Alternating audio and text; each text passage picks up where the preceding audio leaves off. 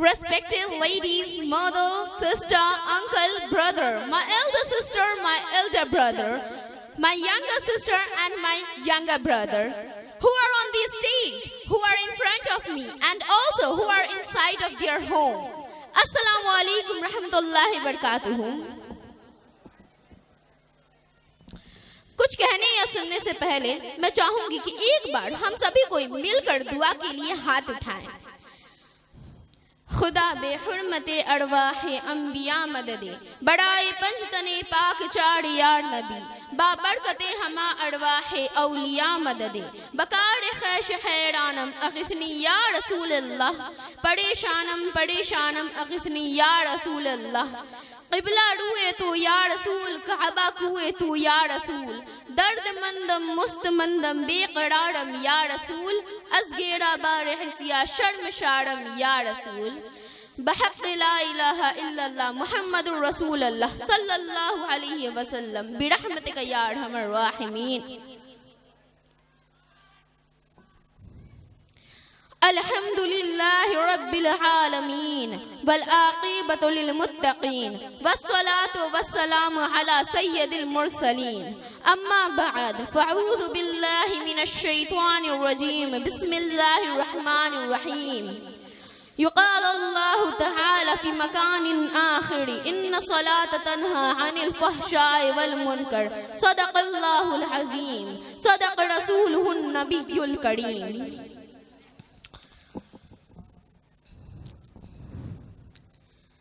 उर्से सरकारे महसी व जश्न दस्तारे हुफ़ाज़ किराम में दूरों दराज से तशरीफ़ लाए हुए आप तमाम ज़ायरीन का मैं तहे दिल से इस्तक़बाल करती हूँ और अल्लाह रब्बुल इज़्ज़त की बारगाह में दुआ गो हूँ कि आप सबके मक़ासिद हसना को अल्लाह ताला हुज़ूर सरकारे महसी के तुफ़ैल पाए तकमील तक पहुँचाए. नीज़ मैं शुक्रगुजार हूँ अपने उन तमाम असातिज़ा की जिन्होंने अपनी अनथक मेहनतों के ज़रिए मुझे इस काबिल बनाया कि मैं आपके सामने माफ़ी ज़मीर को अदा कर सकूँ. So let's listen and speak दरूद शरीफ with love and discipline. आइए हम और आप मिलकर अक़ीदत व मोहब्बत के साथ दरूद शरीफ पढ़ें. अल्लाहुम्मा सल्ली अला सय्यिदिना मुहम्मद व अला आलि सय्यिदिना मुहम्मद व अस्हाबिहि व वसल्लम.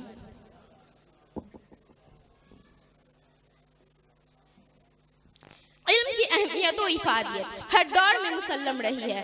इल्मदा की कद्र हर दौर में होती रही है. अहले इल्म की फजीलतें बयां करते हुए रब तबारक व तआला इरशाद फरमाता है यरफ़उल्लाहु अल्लज़ीना आमनु मिनकुम वल्लज़ीना ऊतुल इल्म दरजात. May Allah raise those who have believed in you and those who have taught knowledge of degrees. अल्लाह तुम्हारे ईमान वालों के और उनको जिन्हें इल्म दिया गया दर्जो बुलंद फरमाएगा. कंज़ुल ईमान which is written by आला हज़रत. इल्म का लुग़वी माना है दाश्तन यानी जानना, लेकिन दीनो शरीयत में इल्म से ये मुराद है कि जिससे अल्लाह ताला की ज़ात व सिफ़ात को जाना जाए. मुसलमान अहले इल्म की ये तारीफ करते हैं कि इल्म एक नूर है जैसे इंसान के आँख की बीनाई. सोचिए अगर किसी इंसान के पास आंखें तो हो पर उन आंखों में रोशनी ना हो तो वह आंखें कैसे बेकार और नाकामयाब साबित होती है उस इंसान के लिए. उसी तरह इंसान तो हो पर उसके पास इल्म ना हो तो वह इंसान भी बेकार और नाकामयाब साबित होता है. इल्म के बगैर एक इंसान खाली जंगल की तरह होता है. जैसे जंगल में सिर्फ कांटे ही कांटे होते हैं, फूल नहीं खिलते, उसी तरह इल्म के बगैर एक इंसान अपनी जिंदगी में कुछ हासिल नहीं कर पाता. इल्म के बगैर एक इंसान मोबाइल के खराब सिम की तरह होता है. जैसे मोबाइल का सिम खराब हो जाता है तो उसे निकाल कर फेंक देते हैं, उसी तरह अगर इंसान के पास इल्म ना हो तो उसे समाज के बाहर निकाल कर फेंक दिया जाता है. इल्म के बगैर एक इंसान जिंदा लाश के बराबर होता है. इल्म वाले लोग अपने नूर से दुनिया को तो रोशन करते ही हैं, साथ में दुनिया को देखने का एक नया नजरिया भी पेश करते हैं. इमाम मालिक रहमतुल्लाहि तआला अलैहि urged that education is a type of light which endures in a human's heart and it invites for an action. इमाम मालिक रहमतुल्लाहि तआला अलैहि फरमाते हैं कि इल्म एक روشنی ہے کہ یہ روشنی کسی انسان کے دل کے اندر آ جائے تو یہ روشنی عمل کو دعوت دیتی ہے، اور عمل کر لیتا ہے تو یہ روشنی بڑھتی ہے، اور چھوڑ دیتا ہے تو یہ روشنی ختم ہو جاتی ہے۔ یعنی اس روشنی کی یہ علامت ہے کہ کسی انسان کے دل کے اندر اس روشنی کی نورانیت آ جائے تو وہ انسان ہمیشہ عمل کوشاں رہتا ہے۔ Mullah Ali Qari rahmatullahi ta'ala alayhi writes that education is a type of light in Mu'min's heart. Mullah Ali Qari rahmatullahi ta'ala alayhi لکھتے ہیں کہ علم ایک نور ہے مومن کے دل میں جو قانون چراغ کے ثبوت سے مستفاد ہوتا ہے۔ یہ ہمارے نبی کریم صلی اللہ علیہ وسلم کے اقوال و افعال اور احوال کے ادراک کا نام ہے، جس سے اللہ تعالیٰ کی ذات و صفات کی ہدایت حاصل ہو۔ علم ایک ایسی چیز ہے کہ اس کے احاطے میں کوئی بھی چیز آ جائے تو وہ چیز منور ہو جاتی ہے۔ امام شافعی رحمۃ اللہ تعالی علیہ ordered that there are two types of education. The first one is عوام کا علم and the second is خاص کا علم۔ امام شافعی رحمۃ اللہ تعالی علیہ فرماتے ہیں کہ علم کی دو قسمیں ہیں، پہلی عوام کا علم اور دوسری خاص کا علم۔ Now let me tell you something about عوام کا علم۔ آئیے ہم آپ کو کچھ بتاتے ہیں عوام کے علم کے بارے میں۔ It is necessary for the people to know that the 5 times of namaz is obligated. عوام کے لیے جاننا ضروری ہے کہ 5 وقت کی نمازیں فرض ہے۔ اللہ تعالیٰ نے ماہ رمضان کے روزہ فرض کیے ہیں۔ And if they have money, then it is also necessary to do the Hajj of Baitullah and give zakat from their money. اور استطاعت ہو تو ان پر بیت اللہ کا حج بھی فرض کیے ہیں اور ان کے اموال میں زکات بھی فرض کیے ہیں۔ یہ وہ احکام ہے، یہ وہ علم ہے جس میں غلطی، تعویل اور اختلاف کی کوئی گنجائش نہیں۔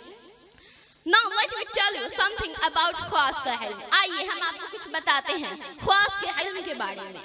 احکام شریعہ کی تمام ضروریات کا علم حاصل کرنا، قرآن مجید کی صریح عبارت، دلالت، اشارت اور اقتضاء نصوص کو جاننا۔ واضح رہے کہ ہر انسان کو علم میں اتنی مہارت حاصل ہونا ضروری نہیں ہے، لیکن مسلمانوں میں ان چند افراد کا جاننا ان پر ضروری ہے۔ امام غزالی رحمۃ اللہ تعالی علیہ ordered that education is a type of light and action is a type of fruit.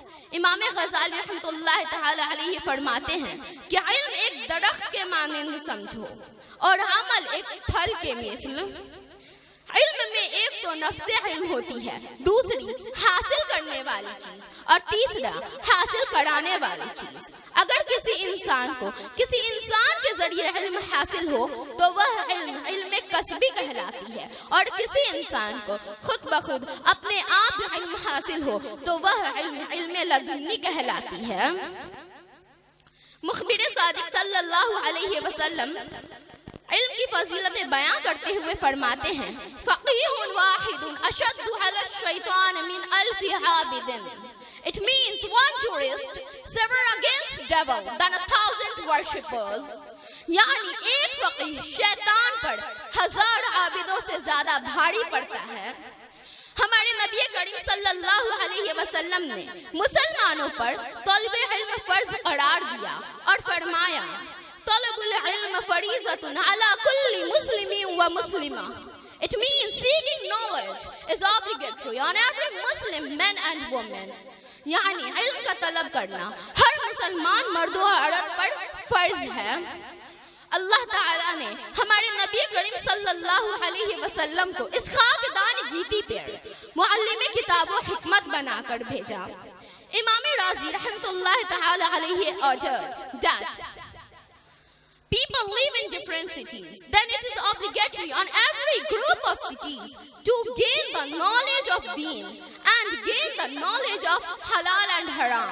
And when they return to their homeland, it is obligatory on them to warn their homeland people about disobedience and committing.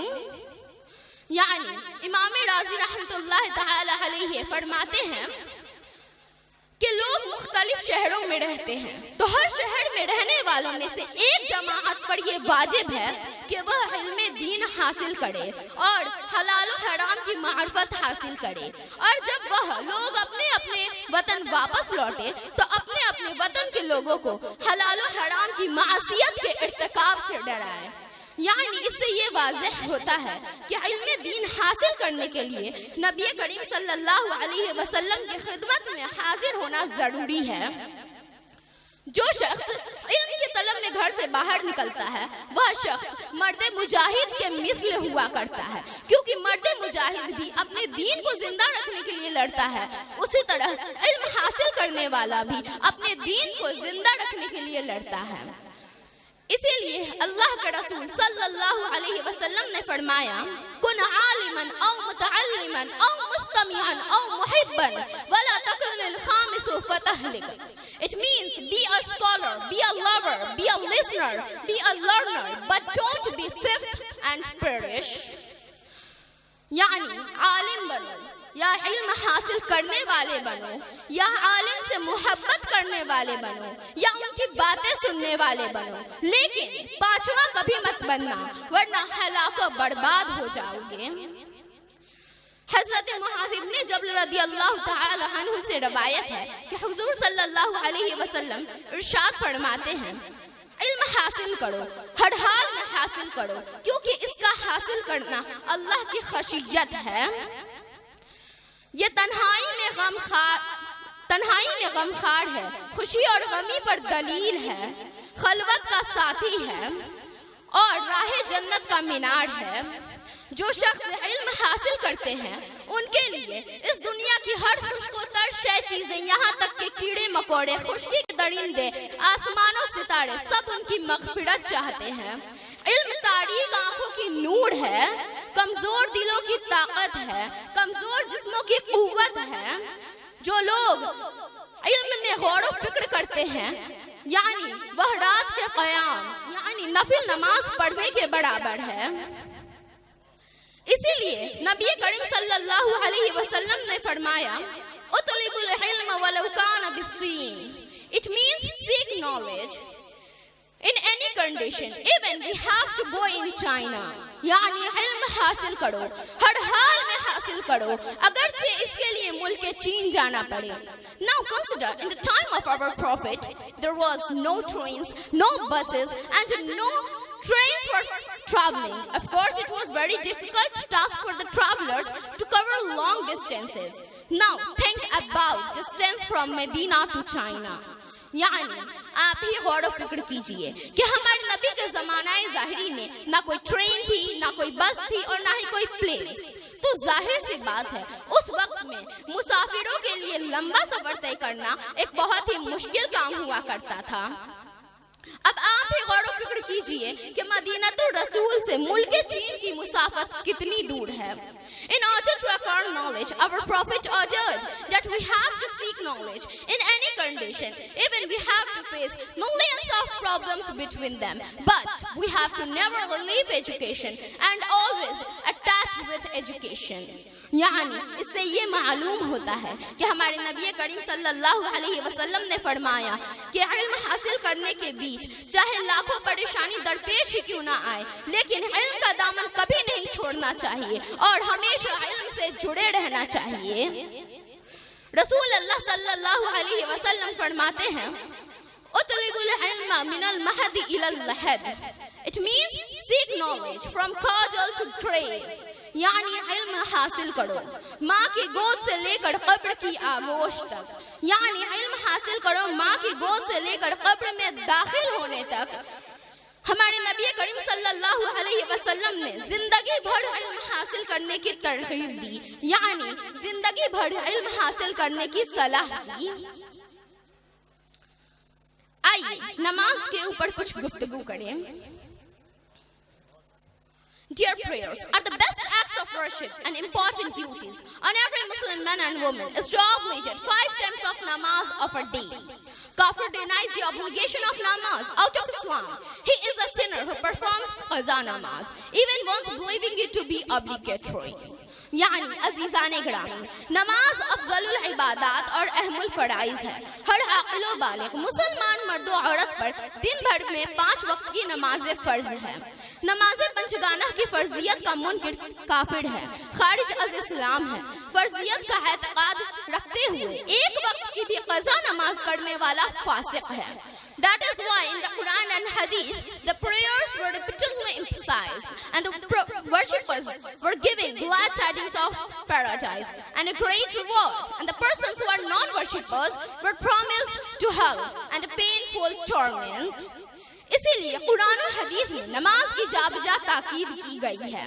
نمازیوں کو جنت اور اجر عظیم کی بشارت سنائی گئی، ساتھ ہی ترک نماز سے سختی سے روکا گیا اور بے نمازیوں کو جہنم اور دردناک سزا کی وعید سنائی گئی۔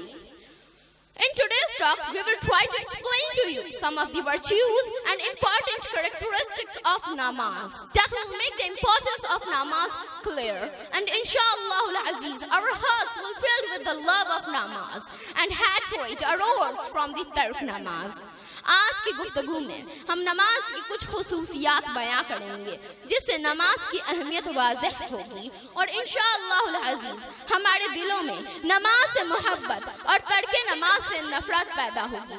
So let's listen to the some features. آئیے نماز کی کچھ خصوصیت سنیں۔ The first feature of namaz, namaz کی پہلی خصوصیت. The namaz is frequently mentioned in the Holy Quran, simultaneously more than 30 places. The word salat is mentioned more than 65 places, and the prayers were ordered more than 25 places with the word amr and related prayers. Sometimes it is ordered from the noun verb, sometimes it is ordered from the source, sometimes it is ordered from the verb past, and sometimes it is ordered from the verb past participle. یعنی قرآن پاک میں نماز کا کثرت سے ذکر کیا گیا ہے۔ 30 سے زائد مقامات پر نماز اور روزے کا ایک ساتھ ذکر کیا گیا۔ 65 سے زائد مقامات پر لفظ صلاۃ وارد ہوا۔ 25 سے زائد مقامات پر متعلقات نماز، ترک نماز اور نماز کا ذکر کیا گیا۔ کبھی فعل ماضی سے نماز کا ذکر کیا گیا، کبھی فعل مضارع سے نماز کا ذکر کیا گیا، کبھی فعل ماضی سے ذکر کیا گیا، کبھی اسم فاعل سے ذکر کیا گیا اور کبھی مصدر سے نماز کا ذکر کیا گیا۔ Mentioning through the verb from past, he said in verse number 29 of Surah Al-Fatir is that فعل ماضی سے نماز کا ذکر کرتے ہوئے سورۃ الفاتر کی آیت نمبر 29 میں فرمایا ان الذین یتلون کتاب اللہ واقاموا الصلاة وانفقوا مما رزقناہم سرا وعلانیۃ یرجون تجارۃ لا تبور. It means those who recite Quran, those who establish prayer, those who give alms secretly and openly were engaged in a successful trade in which there is no sign of loss. یعنی قرآن پاک کی تلاوت کرنے والے، نماز قائم کرنے والے، زکوٰۃ ادا کرنے والے، علانیہ اور پوشیدہ صدقہ کرنے والے ایک ایسی کامیاب تجارت میں لگے ہوئے ہیں جس میں خسارہ کا کوئی نام و نشان نہیں۔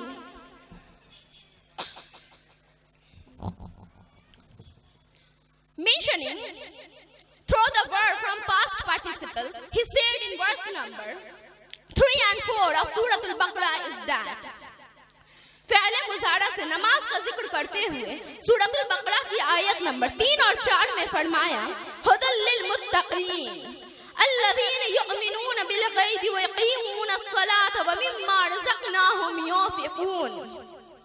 It means the Quran is the guide for those who are pious, those who believe in sin, establish prayer, pay zakat, and spend their out of the wealth in the way of Allah Ta'ala. یعنی قرآن ہدایت ہے تقوی شعار بندوں کے لیے۔ تقوی شعار بندے وہ ہے جو غیب پر ایمان رکھتے ہیں، نماز قائم کرتے ہیں اور اللہ کی دی ہوئی روزی کو اسی کی راہ میں خرچ کرتے ہیں۔ Mentioning through the noun verb, he said in verse number 34 and 35 of Surah Al-Hajj is that اس میں فعال سے نماز کا ذکر کرتے ہوئے سورۃ الحج کی آیت نمبر 34 اور 35 میں فرمایا وَبَشِّرِ الْمُخْبِتِينَ الَّذِينَ إِذَا ذُكِرَ اللَّهُ وَجِلَتْ قُلُوبُهُمْ وَالصَّابِرِينَ عَلَى مَا أَصَابَهُمْ وَالْمُقِيمِ الصَّلَاةَ وَمِمَّا رَزَقْنَاهُمْ يُنْفِقُونَ. It means give glad tidings to the humble servants that their hearts begin to tremble at the remembrance of Allah Ta'ala, who are patient in the face of adversity, establish prayer, pay zakat, and spend their out of the wealth in the way of Allah Ta'ala. یعنی تواضع کرنے والے خوشخبری سنا دو ان بندوں کو جن کے دل ذکر الہی کے وقت کانپنے لگتے ہیں، جو درپیش مصیبتوں پر صبر سے کام لیتے ہیں، نماز قائم کرتے ہیں، زکوٰۃ ادا کرتے ہیں اور اللہ کی دی ہوئی روزی کو اسی کی راہ میں خرچ کرتے ہیں.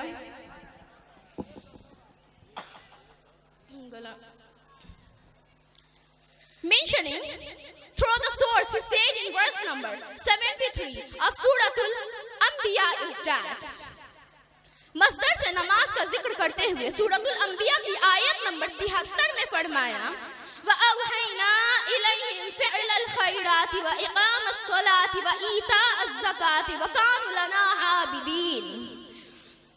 It means he reveals to us the prophets to establish prayer and pay zakat. ہم نے انبیاء کی جانب نماز قائم کرنے اور زکات ادا کرنے کی وحی بھیجی. In the same way, sometimes he urged namaz by addressing the whole congregation of Muslims. Sometimes he urged namaz by addressing an individual. Sometimes he urged namaz by addressing a woman. Sometimes he urged namaz by addressing the whole congregation of women. Urged that everybody should perform namaz on time and understanding the importance of namaz.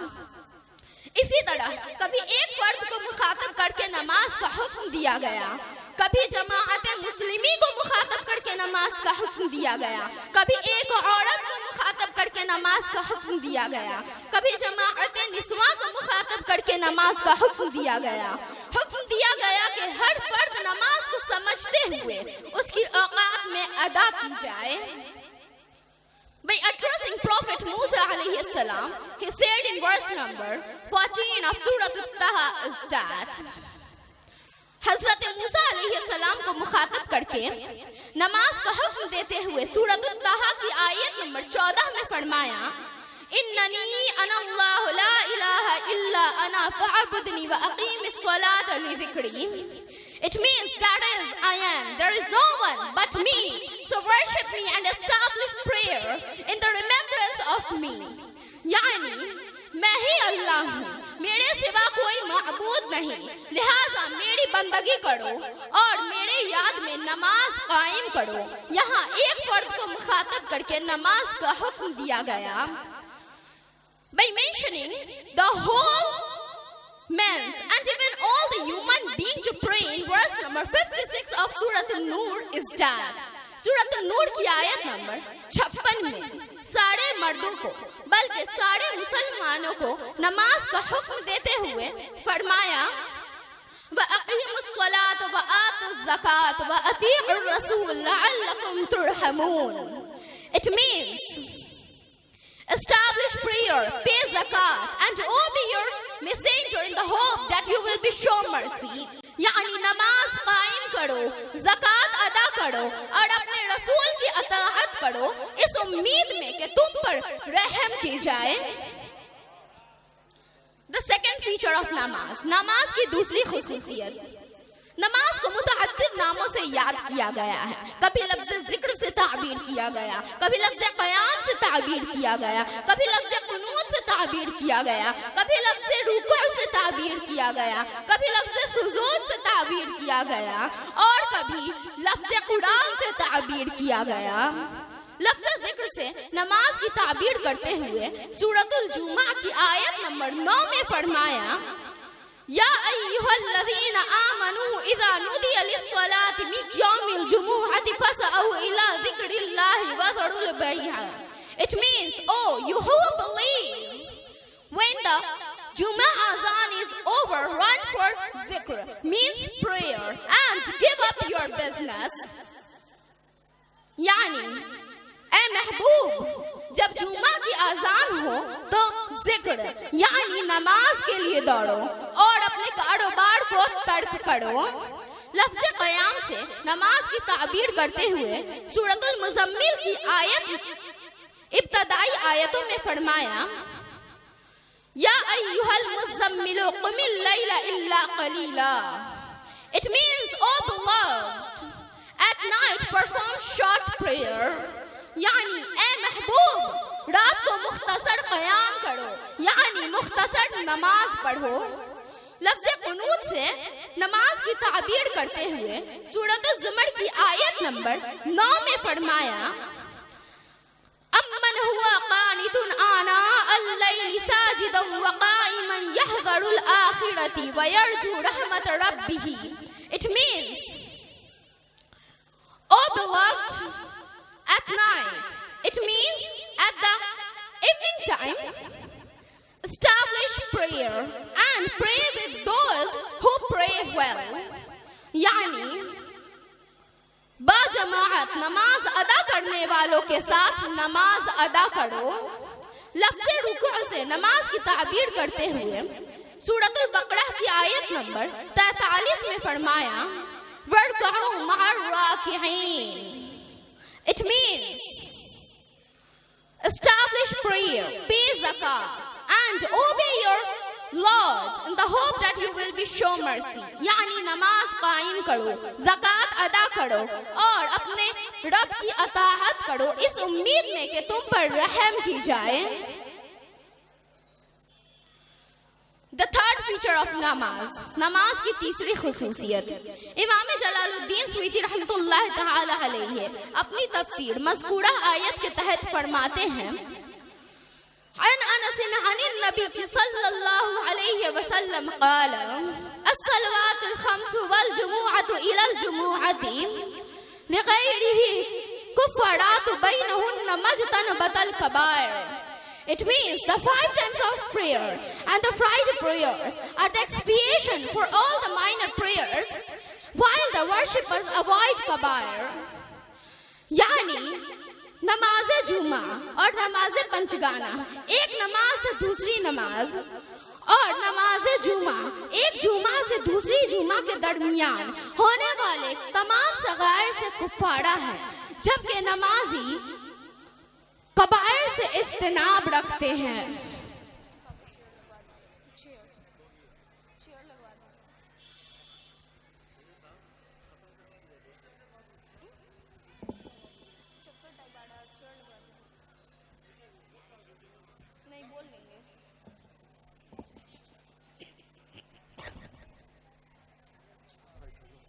رحمۃ اللہ تعالی علیہ سے روایت ہے کہ ایک دفعہ 2 اہل دل حضرت شبلی رحمۃ اللہ تعالی علیہ سے ملنے جا رہے تھے، تو ان میں سے ایک اہل دل نے فرمایا کہ میں نے ابھی 2 بلیوں کو باتیں کرتے ہوئے سنا ہے کہ کل رات کو ہی حضرت شبلی رحمۃ اللہ تعالی علیہ وفات پا گئے ہیں۔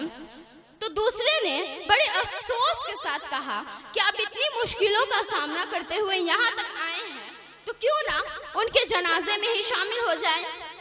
تو وہ دونوں وہاں ان کے جنازے میں شامل ہونے کے لیے پہنچتے ہیں تو دیکھتے ہیں کہ شبلی رحمۃ اللہ تعالی علیہ بیٹھے ہیں۔ تو اس نظارے کو دیکھ کر وہ دونوں حیرت زدہ رہ جاتے ہیں۔ تو ان میں سے ایک سوال پوچھتے ہیں کہ میں نے 2 بلیوں کو باتیں کرتے ہوئے سنا تھا، کیا وہ جھوٹ کہہ رہی تھی؟ تو انہوں نے فرمایا کہ نہیں، وہ جھوٹ نہیں کہہ رہی تھی، بلکہ کل رات کو مجھ سے تہجد کی نماز چھوٹ گئی تھی، اسی لیے آسمانوں میں فرشتوں کے بیچ یہ شور ہو گیا کہ ظاہر سی بات ہے میں نے تہجد کی نماز چھوڑ دی ہے تو میں نے وفات پا لی ہے، کیونکہ میں زندہ ہوتا تو کسی بھی حال میں تہجد کی نماز نہیں چھوڑتا۔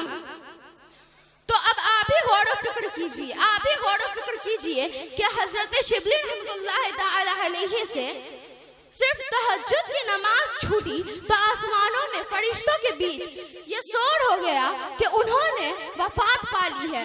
تو سوچئے آپ میں سے کتنے لوگ ہیں، ہم میں سے کتنے لوگ ہیں جو کہ نماز پنجگانہ چھوڑتے ہیں۔